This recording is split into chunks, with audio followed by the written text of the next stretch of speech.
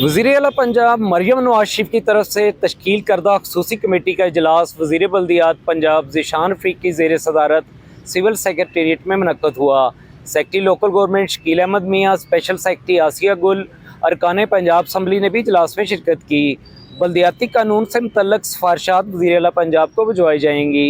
हतमी मंजूरी सूबाई काबीना देगी। इजलास से खिताब करते हुए वज़ीर बल्दियात ज़ीशान फ़रीक ने कहा कि मुसद्दा कानून में साबक बल्दियाती निज़ाम हाई को मद्देनज़र रखा जा रहा है। वज़ीर आला मरियम नवाज शरीफ ने जो ज़िम्मेदारी सौंपी है वो पूरी करेंगे।